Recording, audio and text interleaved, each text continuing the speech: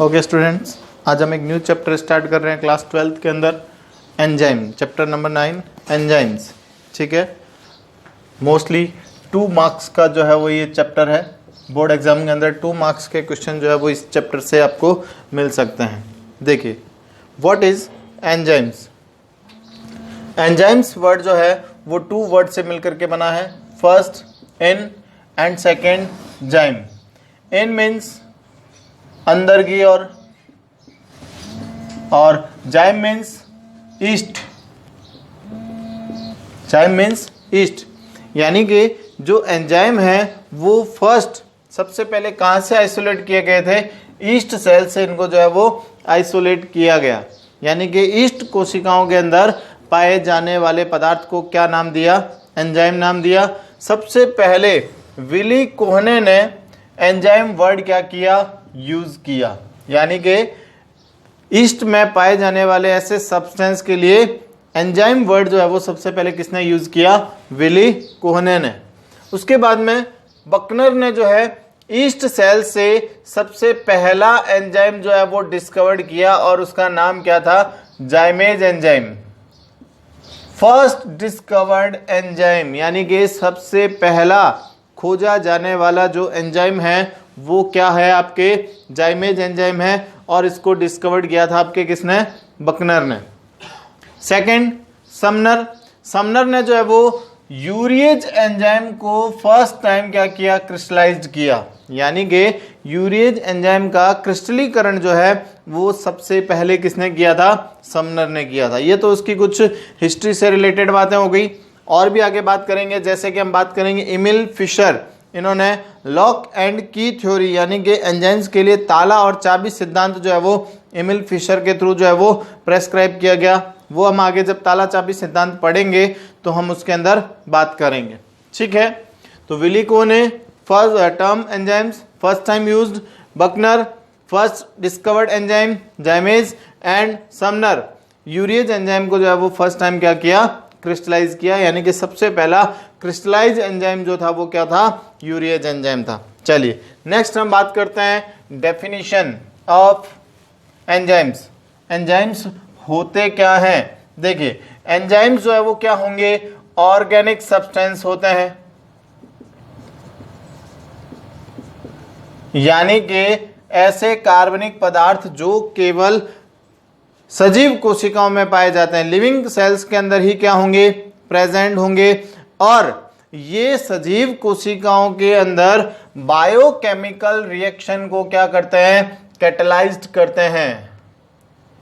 Biochemical reaction जो होती है, यानी कि जैव रासायनिक क्रियाएं, उनका ये क्या करते हैं? उनको ये कैटलाइज्ड करते हैं, उत्प्रेरित करने का काम करते हैं,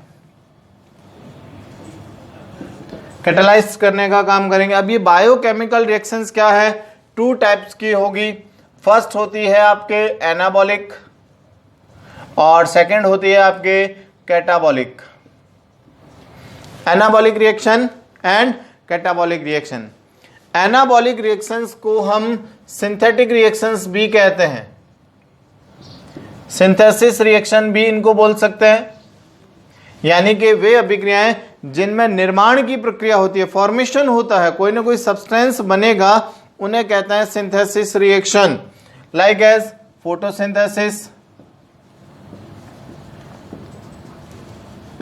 फोटोसिंथेसिस रिएक्शन के अंदर न्यू प्रोडक्ट जो है वो क्या होता है? डेवलप्ड होता है। अच्छा, न्यू प्रोडक्ट डेवलप्ड होने के लिए किसकी रिक्वायरमेंट होती है? एनर्जी की रिक्वायरमेंट होती है, एनर्जी की रिक्वायरमेंट होती है। तो ये जो रिएक्शन होगी वो क्या होगी? आपके एनाबॉलिक रिएक्शन। सेकंड है आपके कैटाबॉलिक रिएक्शन। इन्हें डिसोसिएशन रिएक्शन भी कहा जाता है। डिसोसिएशन रिएक्शन भी कहेंगे इनको। अपघटन अभिक्रियाएं जिनमें क्या होता है? कह सकते हैं विघटन की क्रिया होती है, डिसोसिएशन प्रोसेस होता है, रिडक्शन प्रोसेस होगा, उसे कहेंगे कैटाबॉलिक रिएक्शन। इस रिएक्शन के अंदर जो है वो क्या होती है? एनर्जी गेन होती है, एनर्जी जो है वो फाइंड होती है, इसीलिए इसको कैटाबॉलिक रिएक्शन कहते हैं। लाइक एज रेस्पिरेशन, जो रेस्पिरेशन रिएक्शन होती है वो क्या होगी, आपके कैटाबॉलिक रिएक्शन होगी। तो ये जो एंजाइम्स होते हैं वो लिविंग सेल्स के अंदर बायोकेमिकल रिएक्शंस को कैटलाइज्ड करने का काम करते हैं। ऐसे ऑर्गेनिक सब्सटेंस जो कि लिविंग सेल्स के अंदर बायोकेमिकल रिएक्शंस को कैटलाइज्ड करने का काम करेंगे, एंजाइम कहलाते हैं। मोस्टली एंजाइम्स जो है वो किससे बने होते हैं, प्रोटीन से बने होते हैं। यानी कि जितने भी एंजाइम्स है वो किससे बने होंगे, प्रोटीन से बने होंगे। इसको आप यूं भी कह सकते हैं, सारे एंजाइम जो है वो प्रोटीन होते हैं, लेकिन सभी प्रोटीन एंजाइम नहीं होते हैं।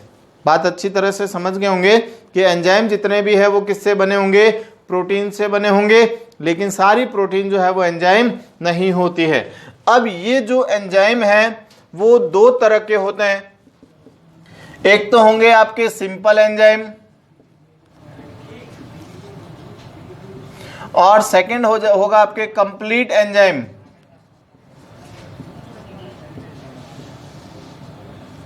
इसको आप होलो एंजाइम्स भी बोल सकते हैं, कॉन्जुगेट एंजाइम्स भी इसके लिए वर्ड यूज कर सकते हैं। तो देखिए क्या डिफरेंस है दोनों के अंदर। Enzymes are two types, first simple enzymes and second complete enzyme और होलो एंजाइम। सिंपल एंजाइम्स क्या होंगे, जो कंप्लीटली किससे बने होंगे, प्रोटीन से बने होते हैं। यानी कि ऐसे एंजाइम्स जो सिर्फ और सिर्फ प्रोटीन से बने होते हैं उन्हें सिंपल एंजाइम्स कहा जाता है। एग्जांपल देखेंगे आप, पेप्सिन, यूरिएज, ये कुछ ऐसे एंजाइम्स हैं। और भी एंजाइम्स होंगे लेकिन ये मोस्टली दो एग्जांपल है, पेप्सिन और यूरिएज, जो कि किससे बने होते हैं, सिर्फ और सिर्फ प्रोटीन से बने होते हैं। इन्हें सिंपल एंजाइम्स कहा जाता है।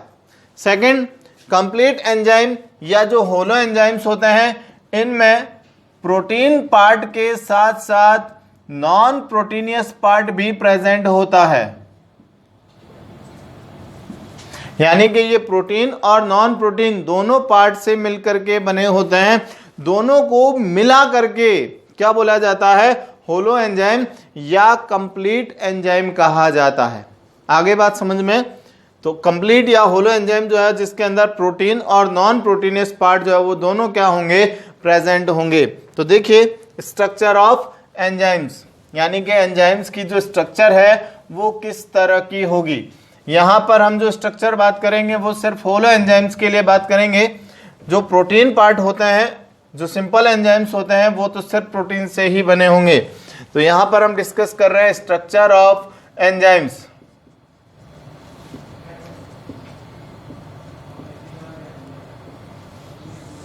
यानी कि एंजाइम की संरचना।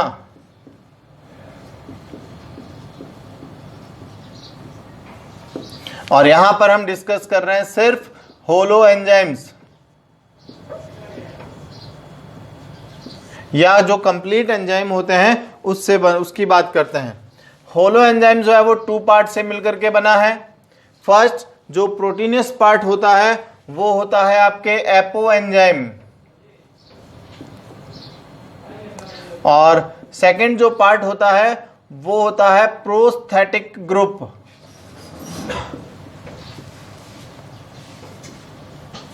यानी कि जो होलो एंजाइम है इसके टू मेजर पार्ट होंगे। फर्स्ट होगा आपके एपो एंजाइम और सेकंड होगा आपके प्रोस्थेटिक ग्रुप। सबसे पहले हम बात करते हैं एपो एंजाइम्स। एपो एंजाइम होलो एंजाइम्स का मैक्सिमम पार्ट होता है और ये बना होगा आपके प्रोटीन से, यानी कि ये प्रोटीनियस पार्ट होता है। एंजाइम का जो प्रोटीनियस पार्ट होता है इसे कहा जाता है एपो एंजाइम्स। देखिए डायग्राम के थ्रू, सपोज ये हमारे पास में एक एंजाइम की स्ट्रक्चर है, ये एंजाइम प्रेजेंट होगा और इसके अंदर कुछ पार्ट ऐसा होगा जो क्या होगा, नॉन प्रोटीनियस पार्ट होगा। इस पार्ट को हम अलग कर लें तो ये जो पार्ट आपको दिख रहा है अलग से, ये तो है आपके नॉन प्रोटीनियस पार्ट। बाकी का जो पार्ट है जो आप बाकी का पूरा पार्ट देख रहे हैं ये होगा आपके एपो एंजाइम। हिंदी में भी इसे एपो एंजाइम ही कहेंगे। आप इसे इस तरह से लिख सकते हैं, ये हिंदी में आप इसको ऐसे लिखेंगे, एपो एंजाइम। ठीक है, ये प्रोटीन एंजाइम्स का प्रोटीनियस पार्ट होगा, प्रोटीन से बना होता है। ठीक है, इस एपो एंजाइम पार्ट पर एक्टिवेटर साइट प्रेजेंट होती है, यानी कि कुछ एक्टिव साइट प्रेजेंट होती है। क्या होती है एक्टिव साइट्स? देखिए, ये जो एपो एंजाइम पार्ट है, इस एपो एंजाइम पार्ट पर कुछ ऐसे स्थान पाए जाते हैं, स्पेसिफिक रीजन्स प्रेजेंट होते हैं, जहां पर ये किसी सब्सट्रैक्ट मॉलिक्यूल के साथ क्या करेगा, रिएक्शन करता है, अटैच होता है। तो वो कहां प्रेजेंट होगी? सिर्फ एपो एंजाइम पार्ट पर प्रेजेंट होगी। वापस समझिए, यानी कि ये जो एपो एंजाइम सरफेस है, सपोज ये पूरा एंजाइम पार्ट है, ये इसका नॉन प्रोटीनियस पार्ट हो जाएगा, जिसको आप अभी अलग निकाल लीजिए। ये हमने इसको अलग निकाल लिया। बाकी जो पार्ट बचा है वो क्या है? आपके एपो एंजाइम पार्ट है। इस एपो एंजाइम पार्ट पर कुछ स्पेसिफिक साइट प्रेजेंट होगी, जहां पर वो सब्सट्रैक्ट मॉलिक्यूल्स के साथ क्या करेगा, रिएक्ट होगा, अटैच होता है। तो वो साइट जो होती है वो क्या कहलाती है? आपके एक्टिव साइट कहलाती है। और ये जो एक्टिव साइट होती है वो सब्सट्रेट मॉलिक्यूल के साथ में अटैच होती है, यानी कि सब्सट्रेट मॉलिक्यूल्स केवल इन एक्टिव साइट्स पर ही अटैच हो सकते हैं, किसी दूसरे पार्ट पर अटैच नहीं होंगे। क्लियर हो गई बात? ये तो हो गई आपके एपो एंजाइम्स की पार्ट। सेकंड बात करते हैं आपके प्रोस्थेटिक ग्रुप। एपो एंजाइम हो गया, उसके बाद में ये जो आप सेकंड टाइप देख रहे हैं ये है आपके प्रोस्थेटिक ग्रुप।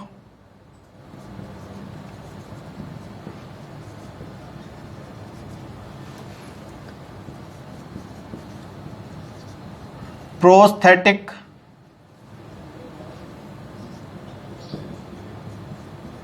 ग्रुप या समूह। देखिए, प्रोस्थेटिक जो ग्रुप होता है वो होता है आपके नॉन प्रोटीनियस पार्ट, यानी कि ये अप्रोटीन भाग होता है। मतलब एंजाइम का वो भाग जो प्रोटीन नहीं है, जो प्रोटीन से नहीं बना होगा, वो भाग क्या कहलाएगा? आपके प्रोस्थेटिक ग्रुप कहलाएगा। अब ये जो प्रोस्थेटिक ग्रुप है ये तीन टाइप के होंगे। सबसे पहला टाइप तो हो जाएगा आपके प्रोस्थेटिक टाइप कहेंगे इसको प्रोस्थेटिक पार्ट कह सकते हैं। सेकंड जो पार्ट होगा वो होगा आपके कोफैक्टर, और जो थर्ड पार्ट होता है वो होता है आपके एक्टिवेटर, यानी कि ये तो है प्रोस्थेटिक ग्रुप, ये हो जाएगा आपके सहकारक, और ये हो जाएगा आपके सक्रियक। ठीक है, तो देखिए प्रोस्थेटिक ग्रुप क्या है? एंजाइम का वह नॉन प्रोटीनियस पार्ट जो एंजाइम के साथ, एपो एंजाइम्स के साथ टाइटली बैंड होता है, यानी कि दृढ़ता से जुड़ा होता है। इसको आसानी से एंजाइम से अलग नहीं किया जा सकता और ना ही इसको वापस आसानी से जोड़ा जाएगा। यानी कि पहली बात, इसको इजीली हम इसको सेपरेट नहीं कर सकते। सेपरेट हो जाने के बाद इसको इजीली वापस यहां पर अटैच नहीं किया जा सकता। वो पार्ट आपके क्या कहलाएगा? प्रोस्थेटिक पार्ट कहलाएगा। आगे बात सुन में। सेकंड है आपके कोफैक्टर, यानी कि सहकारक। ये एंजाइम्स का वो पार्ट है जिसको इजीली सेपरेट किया जा सकता है और वापस इजीली जो है वो उसको क्या कर सकते हैं? अटैच कर सकते हैं। क्लियर हो गई बात? तो ये पार्ट हो जाएगा आपके कोफैक्टर। समझ में आ गई बात? तो ये नॉन प्रोटीनियस पार्ट होगा, आसानी से जोड़ सकते हैं, आसानी से अलग कर सकते हैं। ये होगा आपके कोफैक्टर्स। कोफैक्टर के अंदर आते हैं आपके NAD, NADP, ADP, FAP, ATP, sorry FAD, ATP. ये सारे जो है वो क्या है? कोफैक्टर्स का काम करेंगे। NAD मतलब nicotinamide adenine dinucleotide, NADP nicotinamide adenine dinucleotide phosphate, ADP मतलब एडिनोसिन डाइन्यूक्लियोटाइड फॉस्फेट,